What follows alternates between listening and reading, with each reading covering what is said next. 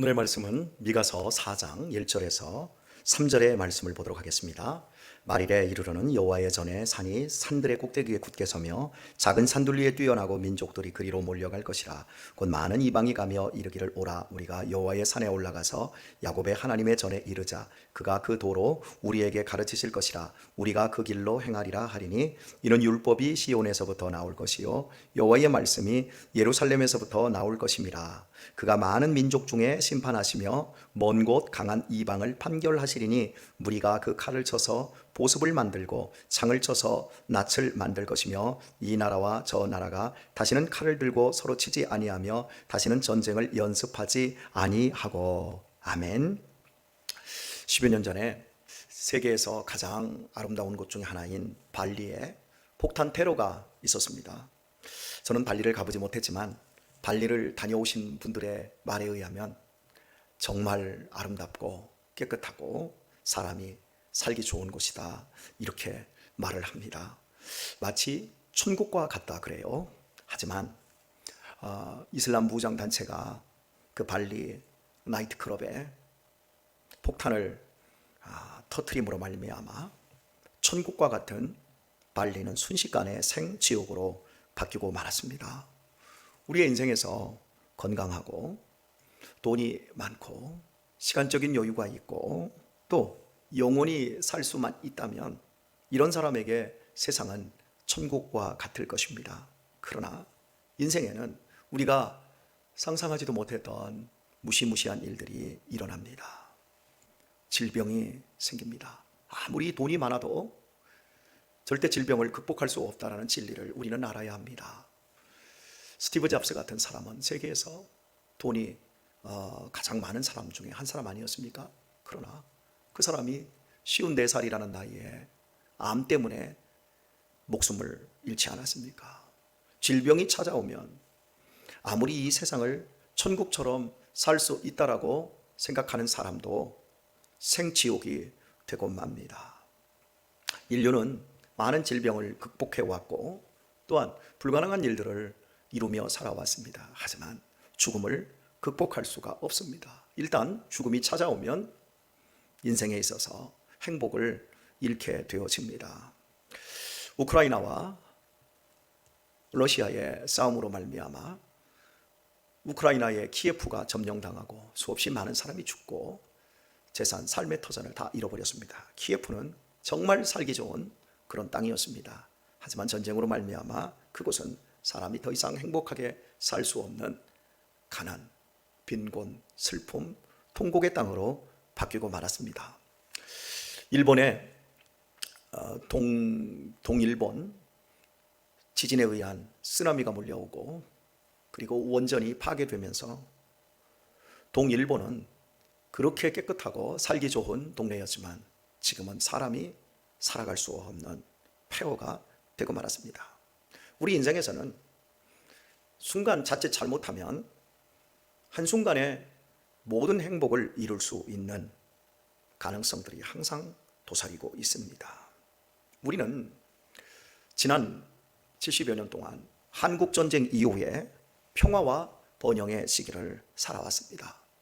경제가 성장과 성장을 계속 거듭하면서 이제 세계 10대 경제대국뿐만 아니라 OECD 국가로 들어가더니 경제개발 국가로 들어가더니 이제는 선진국이 되었습니다.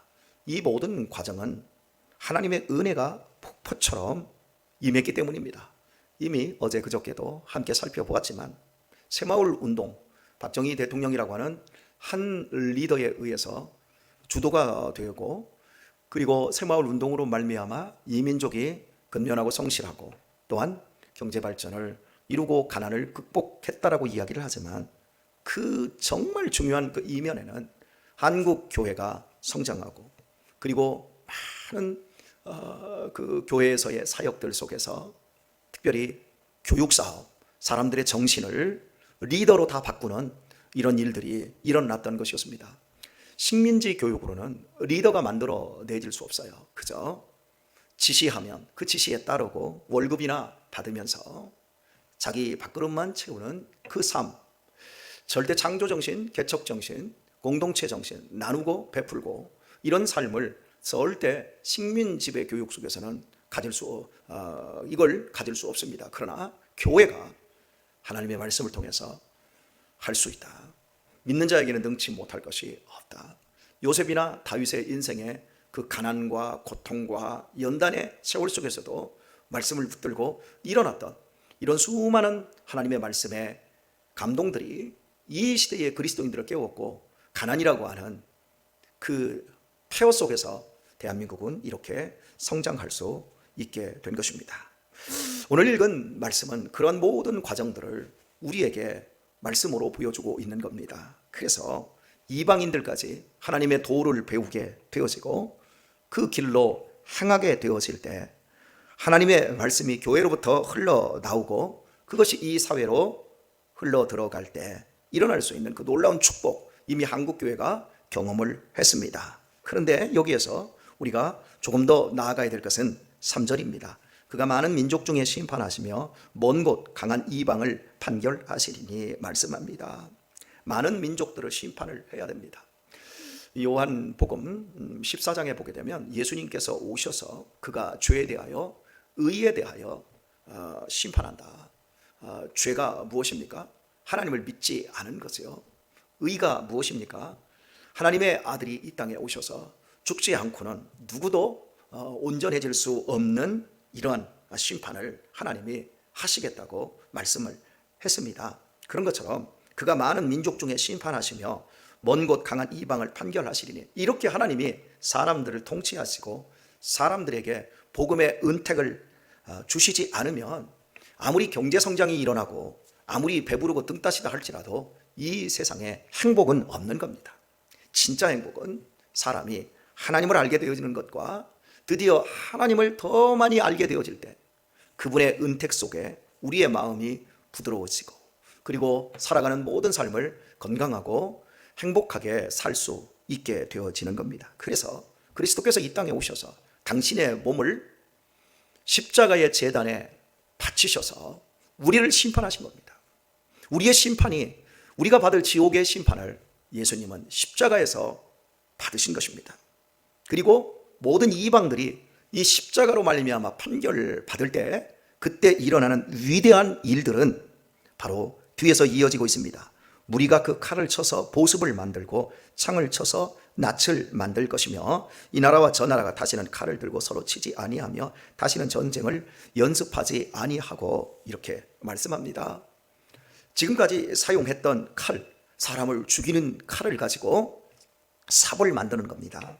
그리고 창을, 사람을 찌르고 사람을 죽이는 이런 창을 가지고 낫을 만드는 겁니다.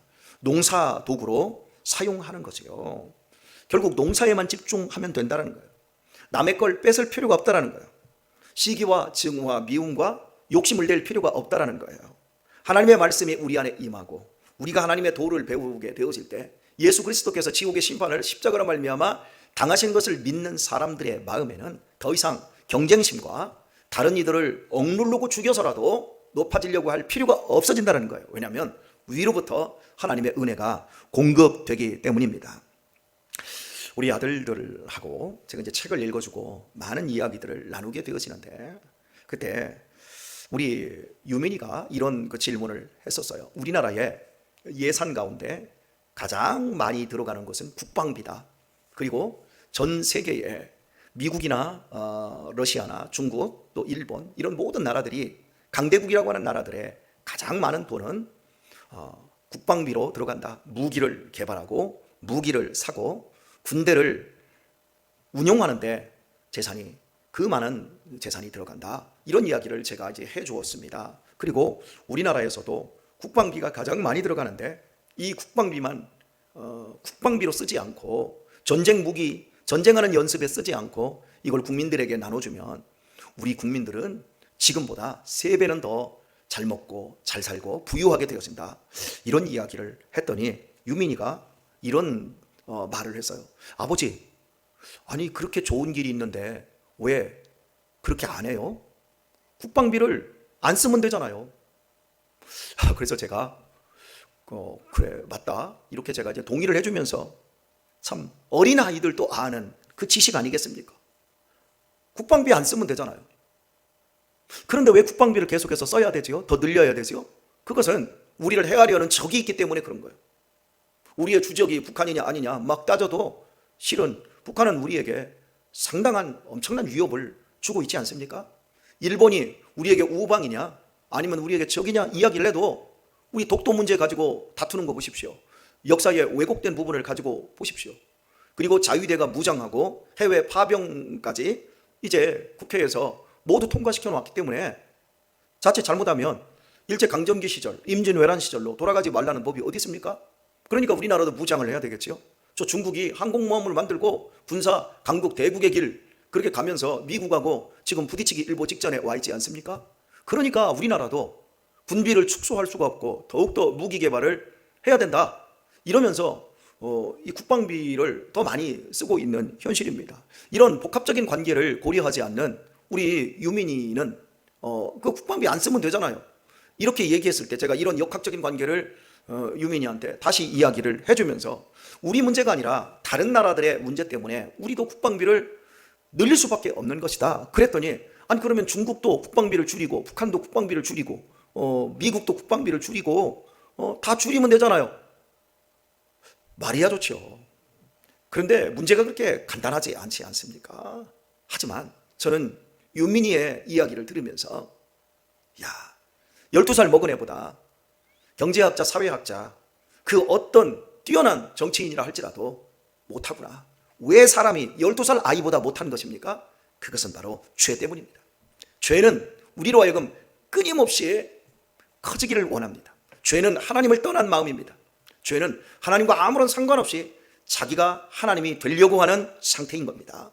그러니까 하나님이 왕이시고 하나님이 통치하시고 하나님이 이 세상의 주인 된 자리에 하나님을 우리가 인정해드리고 올려드리고 우리 자신이 그 안에서 순종하며 살기만 하면 하나님께서 적절하게 비도 내려주시고 이 땅에 곡물들을 다 나게 해주시고 지진도 막아주실 것이고 또한 풍수에도 막아주실 것이고 수없이 많은 전쟁도 다 막아주실 텐데 우리 인간이 스스로가 주인되다 보니까 그 욕심 그리고 이 안에 있는 이 인간의 그 쾌락을 더하려고 하는 이런 악한 성질 때문에 인간이 평화를 누리지를 못하는 겁니다.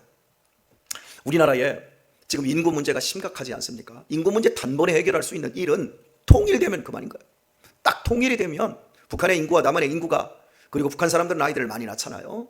그리고 북한의 노동 집약적인 그런 그 노동력들 그리고 그 젊은이들의 그 순수성 이런 것들이 이 대한민국과 합해지기만 한다면 대한민국은 지금 현재 이 인구 절병 문제라든지 여러 가지 것들이 다 해결되어지고 우리 지금 산업 근로 현장에 외국인 노동자들이 한 250만 정도가 들어와 있지 않습니까? 북한에서 유입될 수 있는 그 인원들이 채워진다면 이런 문제는 단번에 해결될 수 있지요. 평화입니다. 중요한 건 내가 잘 살기 위해서 너를 침범하고 네 것을 빼앗는 게 아니라 우리 모두가 잘 살기 위해서 서로를 내려놓고 배려할 수 있는 그 정신, 그것이 지금 우리 민족에게 절대적으로 필요하지요. 아니 우리 민족뿐만 아니라 전 세계인들에게 가장 중요한 건 이런 너를 해치지 않는 것, 내가 가진 칼과 창을 삽과 낫으로 만들 수 있는 것, 거기에 우리 모두가 나아갈 수 있는 평화의 길이 열린다는 거지요. 그러면 이 길이 어떻게 열린다고요? 하나님의 말씀 안에서 말이래 예수 그리스도로 말미암아서 이 길이 열리겠다고 말씀하고 있습니다. 오늘의 말씀을 맺도록 하겠습니다. 여러분 혹시 밖에서 이런 것을 안에서 찾자라고 하는 말을 들어보신 적이 있으실 겁니다. 이 말은 구룬투비라고 하는 덴마크의 목사님이 외치신 말씀이었습니다.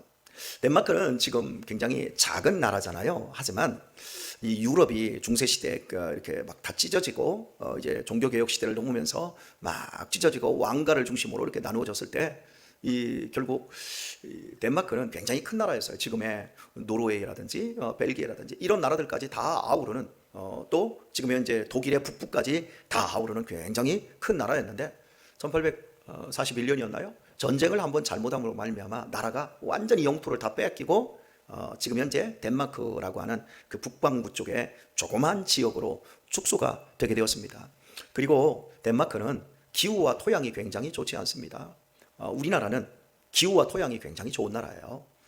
이제 막 풀이 이렇게 올라오잖아요. 풀이 막 이게 올라오는 건 그만큼 토양이 좋다라는 거고요. 기후가 좋다라는 거예요. 그러면서 사계절이 있기 때문에 그 사계절의 이 흐름 따라 곡식과 과일들이 잘 익고 연글고 이렇습니다. 하지만 제가 유럽에 갔을 때 대부분의 유럽의 토양들에는 석회가 많아요. 그래서 그 석회 속에 들어있는 그 성분으로 인해서 유럽 사람들은 나이가 먹으면 머리가 다 빠져요. 그래서 젊은 사람들도 대머리가 많지 않습니까? 그래서 그 유럽 사람들은 머리를 아주 짧게 그냥 다 빡빡 밀고 다니는 이유가 바로 석회 때문에 그래요. 이 석회가 농사를 망칩니다. 이 덴마크 땅도 그런 석회가 굉장히 많고요. 그리고 저 북풍 노르웨이 저 북쪽에서 불어오는 바람이 엄청나게 차갑고 엄청나게 세기 때문에 농사가 안 돼요. 근데 여러분 알잖아요. 달가스라고 하는 사람 우리 어린 시절에 배웠잖아요. 그 덴마크의 농업혁명을 일으켰고, 우리 그 농업혁명을 일으킨 걸 우리나라 박정희 대통령이 덴마크 쪽으로 유학자들을 많이 보내가지고 유학생들을 보내서 거기에서 이제 배우고 온 게 결국 우리나라에서 새마을 운동으로 발전하기 시작한 거예요. 그러니까 전 세계에서 지금 농업 국가로 앞에 나가고 있는 나라가 이 덴마크라는 나라인데, 이 덴마크가 전쟁으로 말미암아 완전히 영토를 잃어버리고 너무나도 척박한 기후, 땅과 북쪽에서 오는 이 북풍들 이렇게 되어졌을 때, 가난과 도탄에 빠져 있을 때 이 그룬트룹이 이 목사님께서 외치신 것이 밖에서 잃은 걸 안에서 찾자. 이 말의 의미는 우리가 영토를 잃어버렸지만 우리에게는 안에서 찾을 수 있는 게 있다. 그것이 뭐냐? 바로 하나님의 말씀이다. 하늘로부터 은혜가 임하기만 하면 우리 민족이 다시 잘 살 수 있다.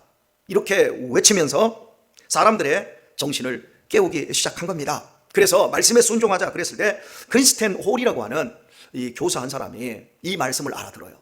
그리고 사람의 정신이 새로워지면, 하나님의 말씀을 붙잡고 사람이 순종하며 살기만 하면 이 땅에 다시금 평화와 번영이 임할 수 있다라고 깨닫습니다. 그래서 국민 고등학교를 만들어서 첫 번째 학생 15명을 키워내지요. 그리고 계속해서 학생들을 키워내고 그들이 그 시대의 주요 지도자들이 되어지면서 그 척박한 땅에서 어마어마한 부귀 영광들을 오늘날 이루어내는 전세계 인류 국가가 되어지는 거예요. 전쟁으로 땅을 넓혀서 남을 죽여서 빼앗으려고 했을 때는 오히려 가난하게 되었지만, 하나님의 말씀으로 돌아와서 삶을 일구었을 때 그들이 정신이 변하고 그들의 삶이 바뀌어졌을 때 오늘날 이 덴마크는 굉장히 부유한 나라가 될 수 있었는데, 그때 실제적으로 이 말씀의 정신을 삶으로 이렇게 현실화시킨 사람이 달가스였습니다. 이 달가스는 육군 대령 출신인데 공병대 출신이에요. 이 그룬트루비 목사님의 이 설교의 은혜를 받아요. 그리고 나서 우리가 농사를 지으려고 하면 땅의 이 척박함을 다 바꿔내야 되는데, 그리고 저 북쪽에서 불어오는 바람을 이게 막아야 이 농사에 방해가 되지 않는다는 걸 깨닫습니다. 그리고 이때 이제 나무를 심기 시작하는데, 이 석회수가 있는 그 곳에 나무를 이렇게 심으면 나무가 뿌리가 다 죽어요. 그런데 스위스에서 수입한 이 전나무는 이 석회질을 갖다 질소로, 그 전나무에서 질소를 이렇게 만들어내요, 스스로. 그래서 석회를 갖다가 이걸 갖다가 희석을 시키는 거예요. 그래서 무려 13년 동안 이 북쪽으로 나무를, 숲을 막, 전나무 크지 않습니까? 이 전나무를 심는 거예요. 그러면 전나무를 심어서 바람이 이 전나무 사이로 다 바람이 약화가 되어지면 그 밑에 있는 곡식들 같은 경우에는, 또 과일 같은 경우에는 떨어지지도 않고 잘 연글 수 있게 하는데, 이게 무려 13년 동안 실패와 실패를 거듭합니다. 그럼에도 불구하고 하나님의 말씀을 붙잡았던, 여호와의 도를 알고 있었던 이 사람들은 인내하며 견디며 그 계속 작업을 해서 드디어 13년 만에 이 전나무로 숲을, 북쪽을 다, 바람을, 북풍을 다 막아내는 이런 일들을 하게 되어지죠. 그리고 그 아래서 이제 농사를 짓기 시작하면서 땅들, 그 척박한 땅들이 옥토로 바뀌어지는 이런 과정. 그래서 이 덴마크 사람들이 우리 대한민국에 와서 대한민국 사람들이 못 사는 이유를 이해를 못 한다 그랬어요. 70년대, 60년대에 우리나라 새마을 운동 막 시작할 때. 왜냐하면 우리나라는 기후도 좋고 우리나라는 땅도 너무 비옥하기 때문에요. 여러분, 이렇게 하나님의 말씀을 붙잡은 사람들의 특징은 뭐냐면, 밖에서 행복을 찾는 것이 아니라 안에서 행복을 찾는 거예요. 밖에서 평화를 찾는 게 아니라 내 안에서 찾는 거예요.